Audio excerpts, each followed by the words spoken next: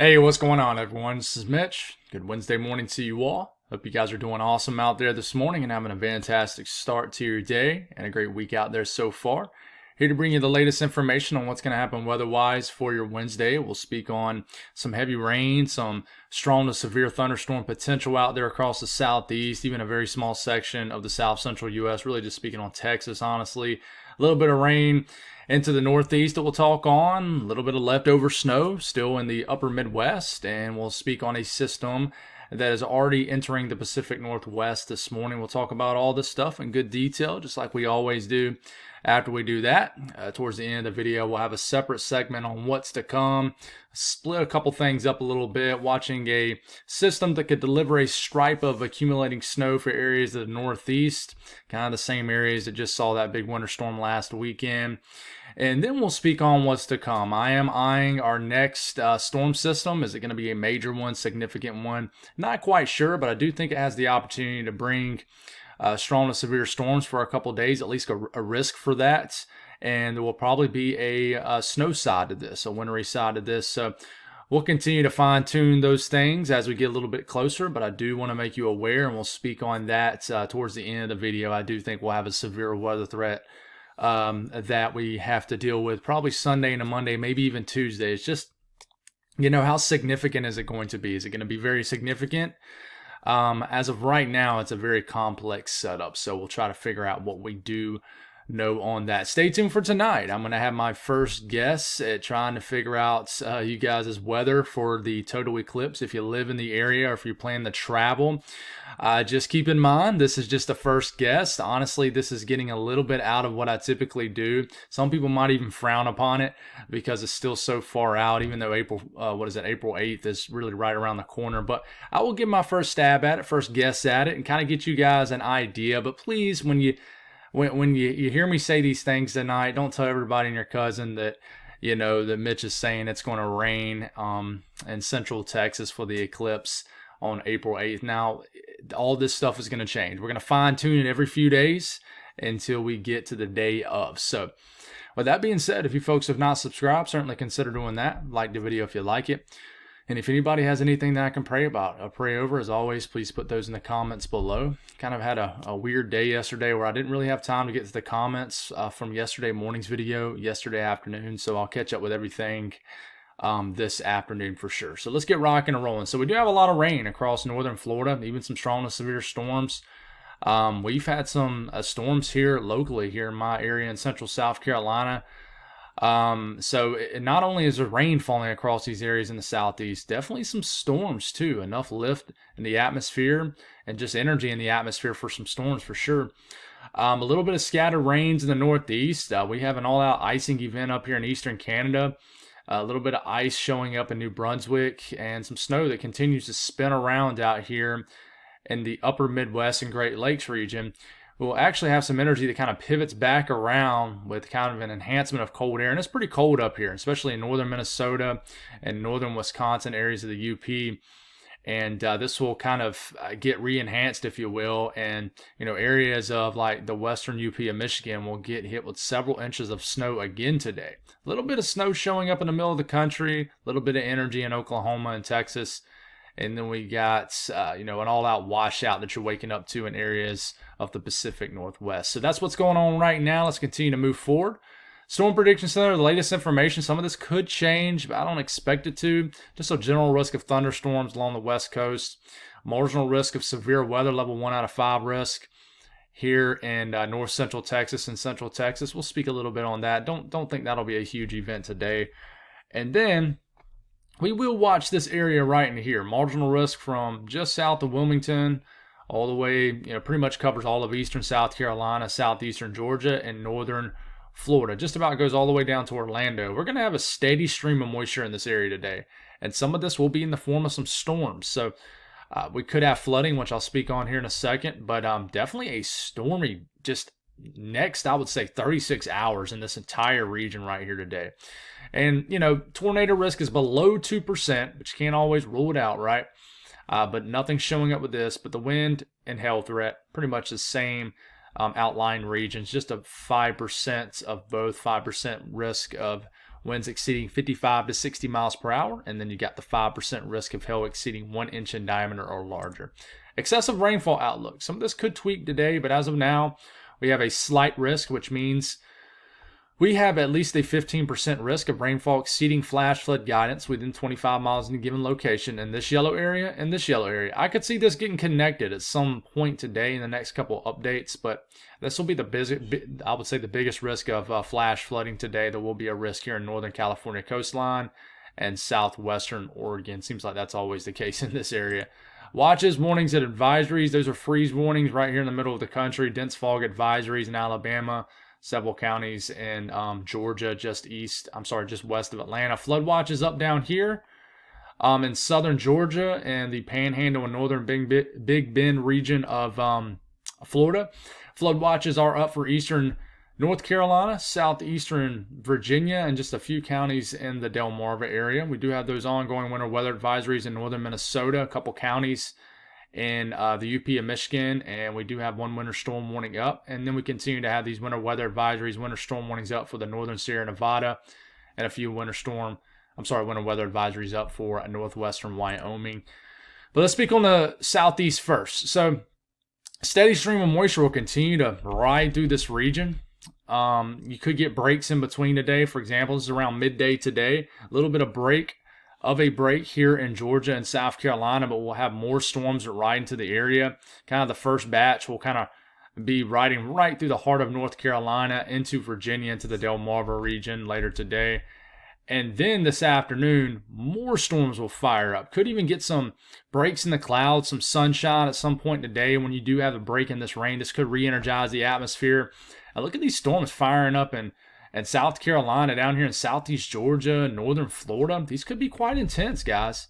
I mean, I'm not talking about a severe weather outbreak, but I mean, it's going to be kind of like a late spring day. It's going to warm up in these areas. But then, these storms kind of congeal with one another, and you're going to get widespread heavy rain, and this is going to continue. We get into the overnight hours, still storming in northern Florida, southeast Georgia. Rain continues to ride all the way up into the Delmarva region. And then heavy rain really after midnight tonight really takes over the eastern sections of South Carolina, southeast Georgia, and then eastern North Carolina, really waking up to a washout for your Thursday morning. And it's going to rain pretty heavily most of the day tomorrow for eastern North Carolina. Will rain most of the day today also. A little bit closer look at my friends here in North Florida, Georgia, and South Carolina. There's that little bit of a break today, but then look at these storms that get going. Savannah right in here. This is Augusta, so well south of Augusta. Everybody in southeast Georgia. These storms eventually ride into eastern South Carolina. Well, they could be quite intense, but, everybody's definition of intense is certainly different, but they could be strong to severe, could reach severe limits. That's why you do have the marginal risk. A lot of heavy rainfall with these too. But there's going to be a sharp cutoff. For example, Columbia points west, Augusta points west. After your rain this morning, you might not get a whole lot of rain after that. Some storms could kind of make their way west, but this boundary is kind of, if you will, oozing east. There's basically a stalled frontal boundary right here in this region. And then as we are getting into tonight after midnight, heavy rainfall kind of plagues the southeastern coastline. And I think by the time we get into tomorrow afternoon, tomorrow evening, we'll be about done with the rain. But rainfall between now and the next 48 hours, I mean, a good swath of 1 to 3 inches of rain from North Florida, southeast Georgia, through eastern South Carolina. And then we'll take more of a northeast look at this. 3 to 4 inches of rain is possible in eastern North Carolina, southeastern Georgia, all the way up to the Delmarva region. A lot of rain, guys. Washout conditions on the way, so. The northeast today, not very active. Some showers, warmer air in place, so no real wintry precipitation for the most part up here. As we get to about midday, some rain will begin to ride up through D.C., Baltimore, Philadelphia, eastern PA. Will start to really affect areas of the interior northeast this afternoon, 5, 6, 7 p.m. Just a steady stream of rain from the south. 99% of this is going to be rain. And then we start to get into the overnight hours, about midnight tonight. Some heavier rain starting to show up to your south. So it's raining pretty good in the Delmarva. Light to moderate rain across NYC. Some rain making it all the way up to Maine where you got snow on the ground. This will just be rain falling. And then we start to get into tomorrow morning, just widespread light to moderate rain across areas of the Northeast right here in this region. Heavier rain down here. And then some cold air tries to catch up with this. So by the time we're about midday tomorrow, maybe some of this starts to mix with a little bit of snow in the Catskills. We'll see. Just widespread light to moderate rain across the Northeast. Some of this could be heavy. And then as we start to get to about the middle of the night, Thursday night, some of this could start to switch to some snow. We'll speak on that here in a second. So we'll watch that. That's getting on out and ahead of us. So I know normally we only speak on the next 24 to 36 hours, but this is rainfall just between now and about the next 36 hours. A steady stripe of 1 to 2 inches of rain right up through the I-95 corridor. But if you kind of keep this going all the way through about Friday evening, a lot more rain shows up. Some of this could be snow. We'll speak on that here in a second. South Central U.S., we'll get through about midday. A little bit of shower activity in Oklahoma and Texas. And then some storms could fire up right here in the heart of Texas. I think they'll just be very isolated. But if you happen to get hit by one of them, you could have some hail for sure. Could have a lot of it. But I don't think this will be a big deal. Austin, maybe San Antonio, points north. You guys could get some storms later today. And then these kind of drift eastward and kind of weaken. And then that's pretty much all she wrote. Not very active for 95% of this area that I'm showing right now. Now we go up to the north central U.S. Snow flying around up here in northern Minnesota this morning. By the time we get about midday, some of this energy will kind of swing back over Lake Superior.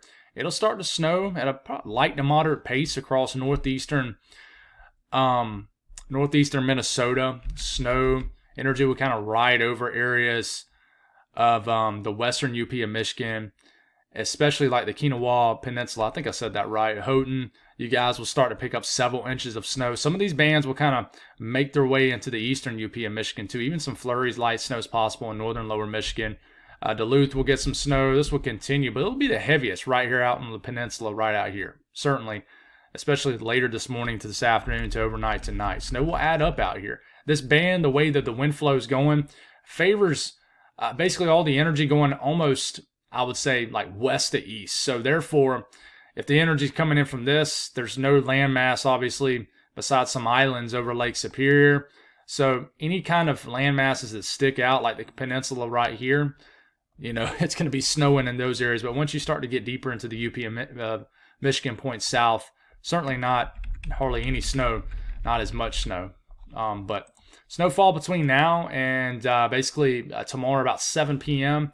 Another 2 to 3 inches of snow in Virginia. Silver Bay, Trace to 2 inches. Seagull Lake, 2 to 4 inches of snow. International Falls, 1 to 3. Duluth, maybe hardly nothing to maybe 2 inches of snow. Ashland, 1 to 2. Hurley, 1 to 3.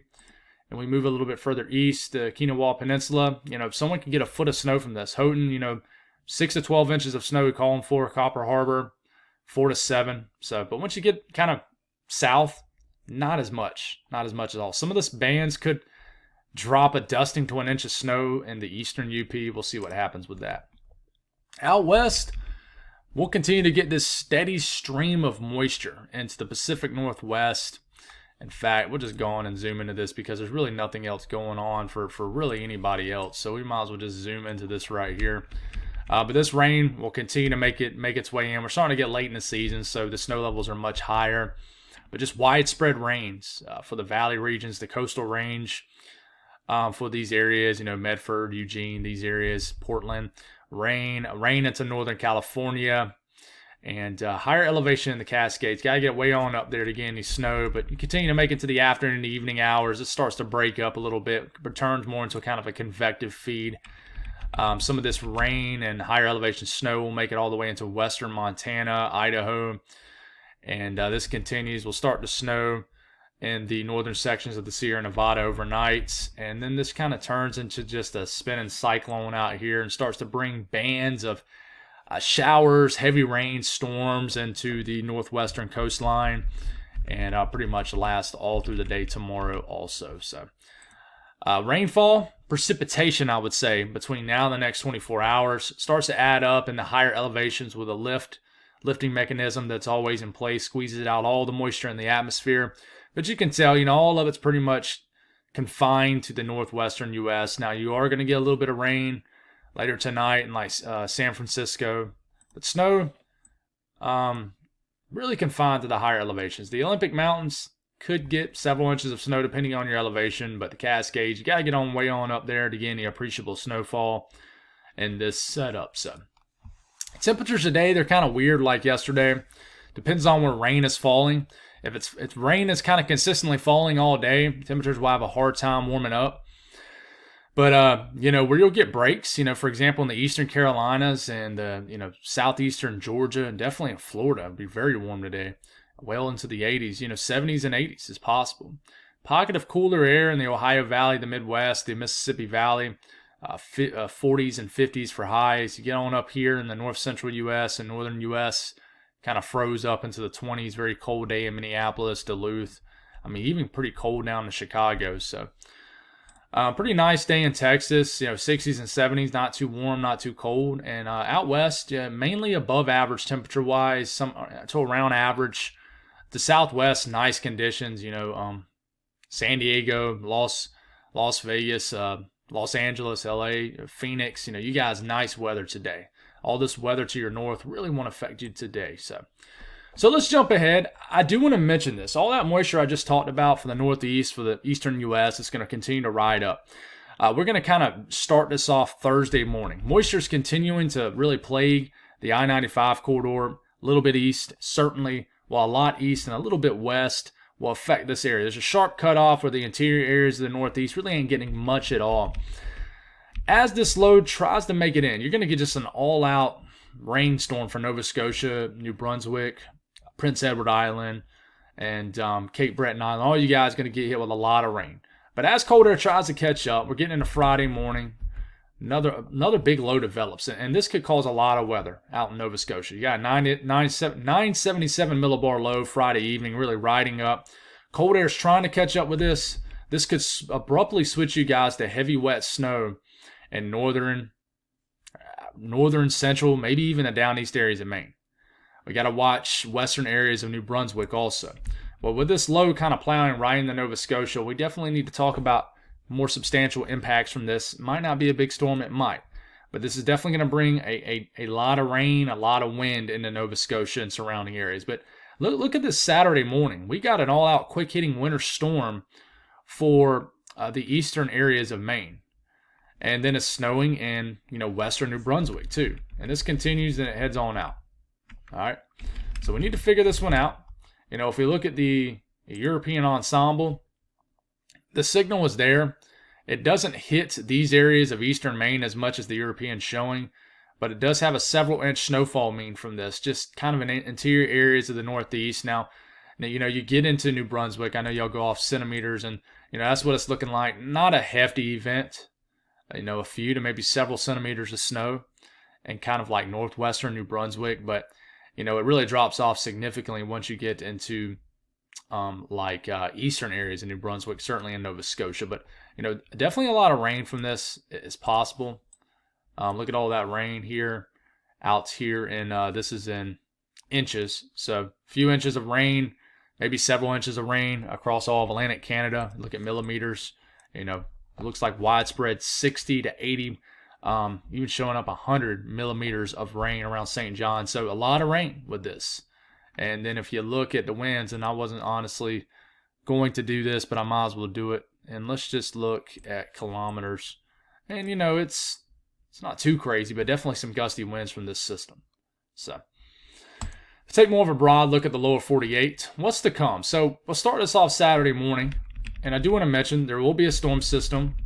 Weaker one, mainly northern stream dominated here, that will kind of move through the upper portion of the country. This could bring some light ice and some snow across northern Wisconsin, the UP and Michigan, into northern lower Michigan. We'll speak on that as we get a little bit closer. And this will kind of cruise into the northeast, could bring a swath of light snow across the interior northeast, heck, maybe even Boston.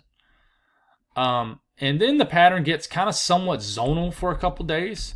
And then you notice this system right into here. This is Monday morning, next Monday morning. Look at this stripe of snow up in South Dakota, snow moving into Minnesota, snow moving into northern Wisconsin. At the same time, with a somewhat strong low pressure, we could be having severe weather kind of in this area right in here.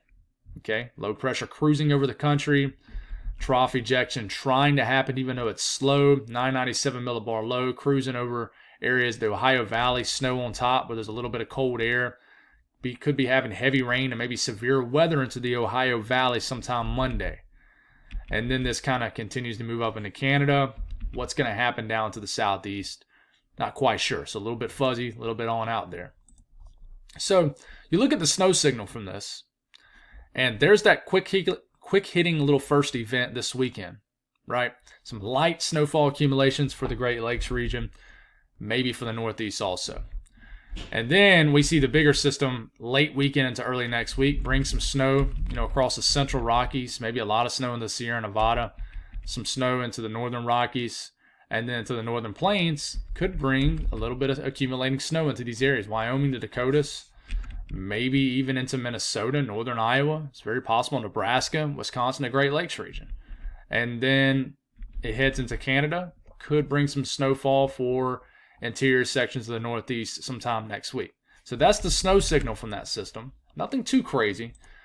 But we take a look at the ingredients for severe weather, and this far out, of course, one of the biggest things we look at is the moisture return. Thermodynamics, surface temperature, surface moisture, lapse rates. But in this case, we're just going to focus on dew points. So we start off Saturday morning. Not a lot of moisture. We do have this a little bit pool of moisture going up into the middle of the country. More moisture down here along the Texas and Louisiana coastline, but nothing really that supports severe weather. Now we get into Saturday afternoon.